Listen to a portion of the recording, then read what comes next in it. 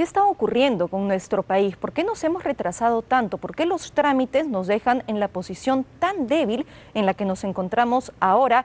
¿Y por qué otros países de la región sí han podido tener este acceso que era tan importante? Vamos a conversarlo, por supuesto, sobre este y otros temas con el internacionalista Miguel Ángel Rodríguez Mackey, quien nos acompaña esta noche. ¿Cómo está? Bienvenido. Maricela, encantado de estar contigo. Gracias por la invitación. Este es un tema tan importante, no solamente para el Perú, sino para el mundo entero, que pensábamos que apenas se daba a conocer que ya se estaban preparando las vacunas, podíamos tener acceso porque Carlos Neuhaus, decíamos, bueno, tiene mucho poder a nivel internacional, contactos más que todo, y podríamos tener un acceso, no sé si privilegiado, pero por lo menos no como estamos ahora. ¿Qué cree que ha ocurrido?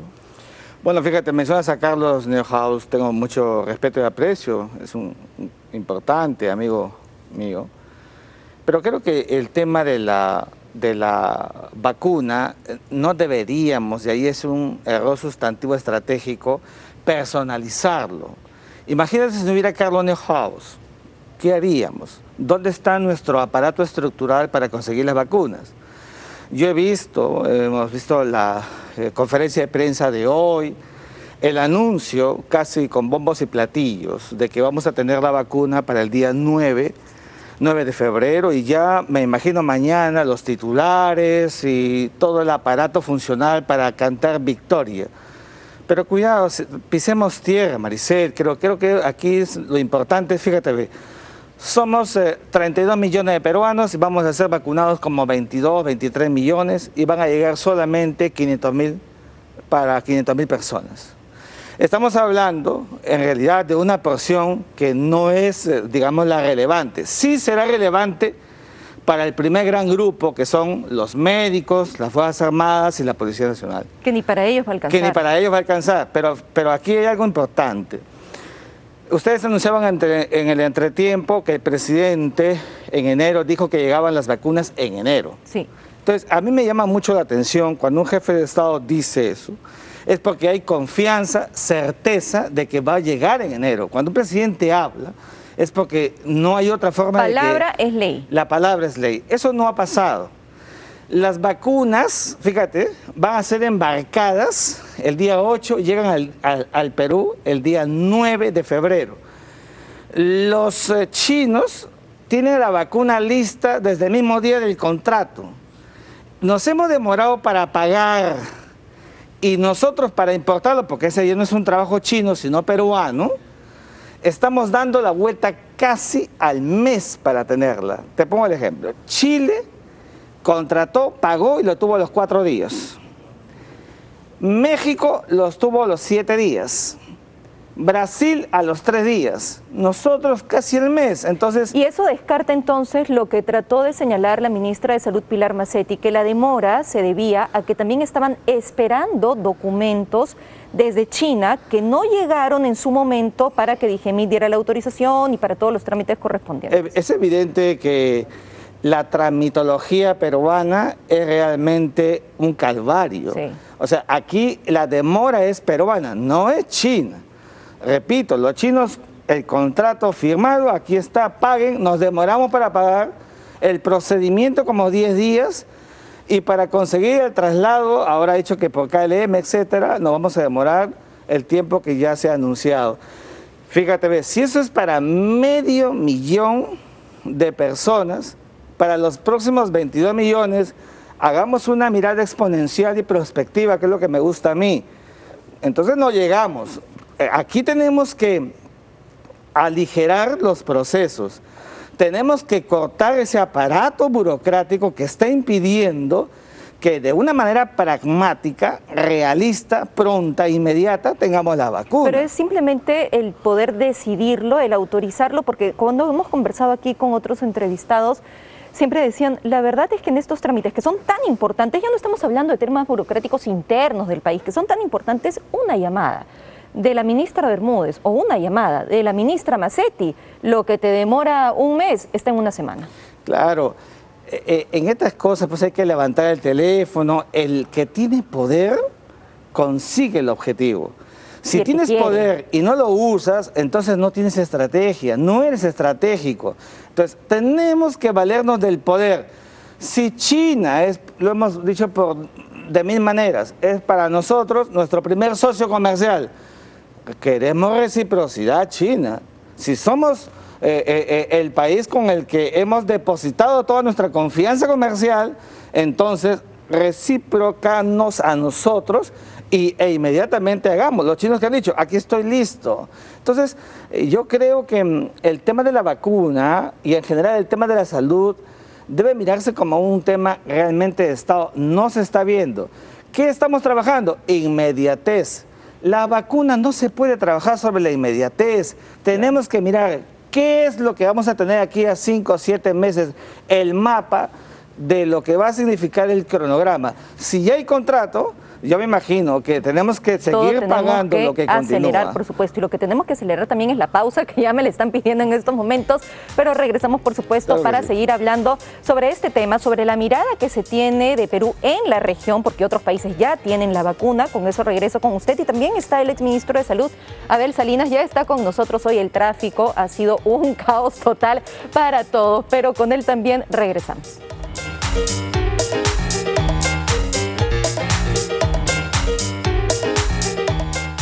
Y entonces, ¿dónde están las tablets?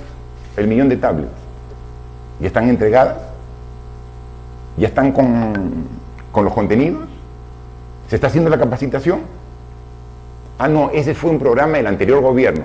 No nos interesa, por favor.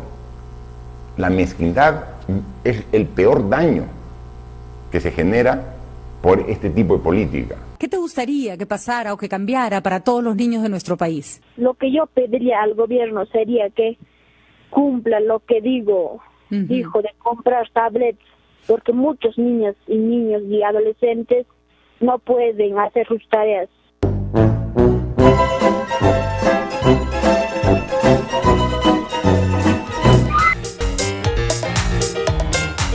Estamos de regreso y tal como lo habíamos anunciado, se une ya a nuestra conversación el exministro de Salud, Abel Salinas, a quien le damos la bienvenida. Buenas noches. Buenas noches, Maricel, y las disculpas del caso. El tráfico enorme, la gente desesperada, ese es otro punto. Abarrotando supermercados, en fin. Ese es otro punto importante que podríamos empezar a tocar, porque creo que hoy día todos los que trabajamos aquí, el otro sector en Plaza Norte, hemos vivido realmente un tráfico que se ha convertido en un caos.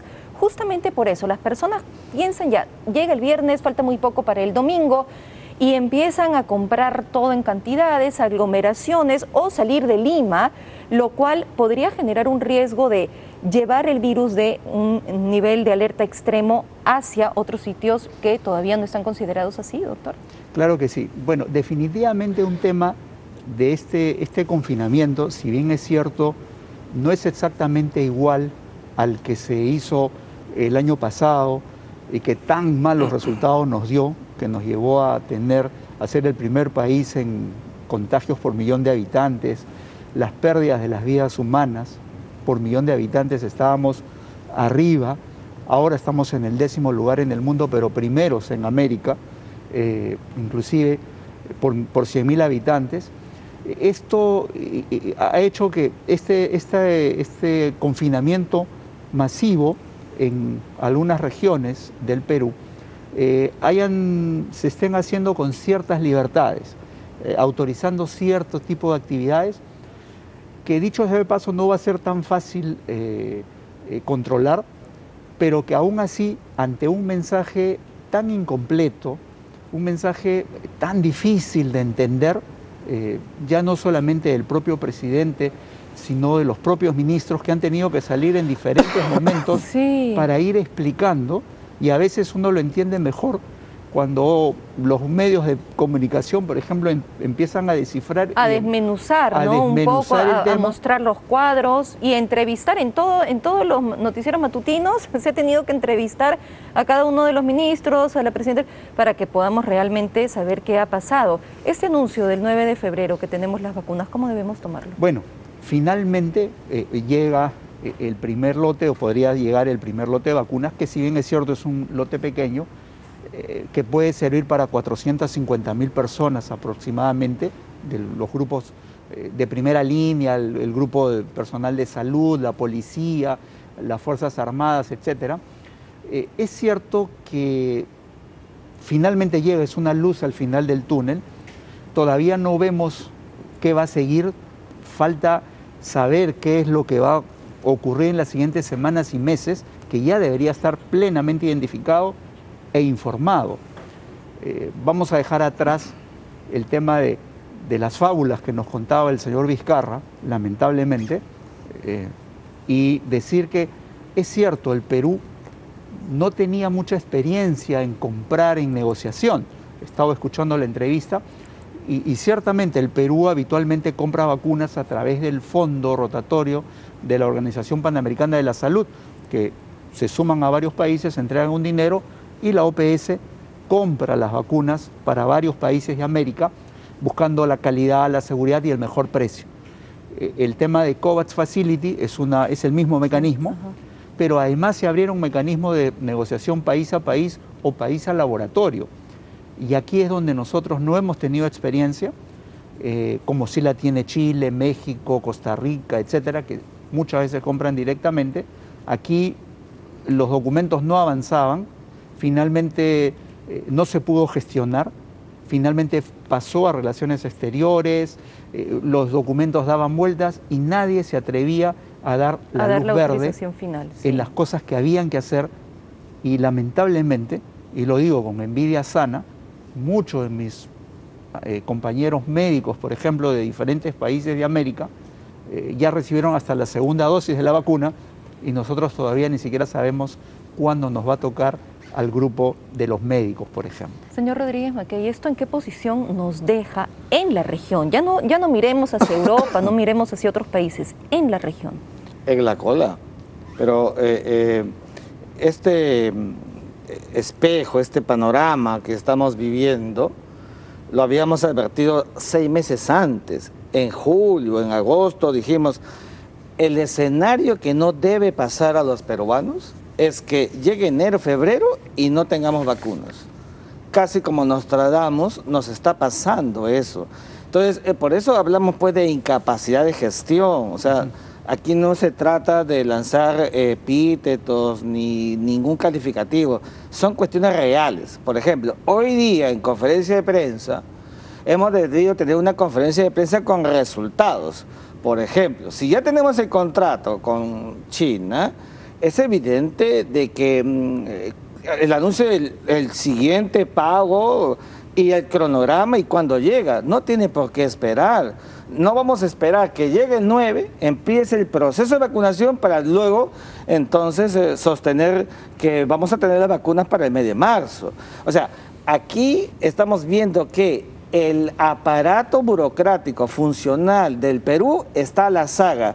Bolivia, siempre decimos, y hasta Bolivia, con el mayor respeto, pero ya sabemos que Bolivia históricamente, en el periodo reciente de las relaciones internacionales, hace 30 años Bolivia no contaba como un país importante en términos de desarrollo. Una gente muy linda además, pero está dándonos un ejemplo claro y concreto. Ecuador lo mismo, Chile ni hablar porque ya nos comparamos tanto con Chile que parece odioso, pero es una gran realidad. Brasil, Colombia, todos están en proceso de vacunación.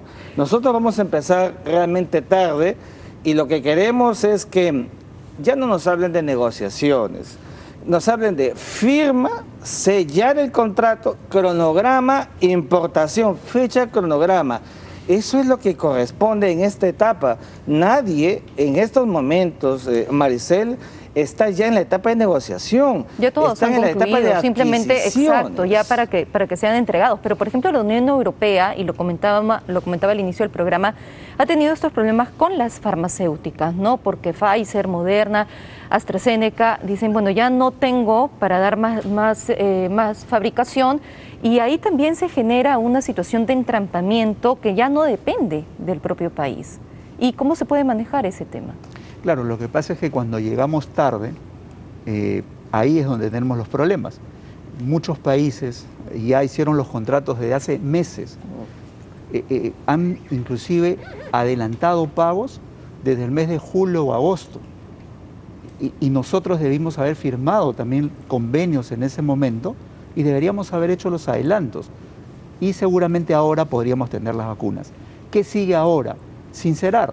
hay que ver cuándo van a llegar las siguientes vacunas, dónde están los contratos, cuál es el precio, ya las vacunas ya están, van a venir acá, ya no hay por qué no hablar del precio, Claro. En qué periodo van a llegar, cómo lo vamos a hacer. El siguiente grupo de vacunas, por ejemplo, para las personas vulnerables, que son más de 5 millones de personas, no están plenamente identificadas en el Perú. Me refiero a los adultos mayores, los pacientes diabéticos, obesos, etcétera. No los tenemos identificados. No, y además porque no hay un registro de estas enfermedades tampoco. Y justamente ahí es que muchas personas ponen sus esperanzas en la ivermectina como medio incluso preventivo, y muchos médicos lo utilizan como parte de un tratamiento. Queremos escuchar a la ministra de Salud, hoy día se ha referido al tema para poder comentarlo.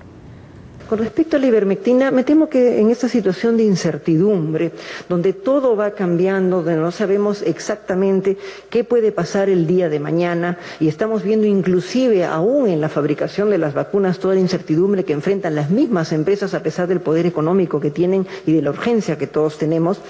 El problema de fármacos que puedan funcionar para este tipo de virus es algo que va a seguir ocurriendo. Tenemos que saber que existen una serie de argumentos a favor y una serie de argumentos, no podría decir en contra, simplemente que dicen que no tiene mayor efecto ni mayor repercusión. Las decisiones médicas siempre son complejas, pero recordemos ese detalle, son decisiones médicas.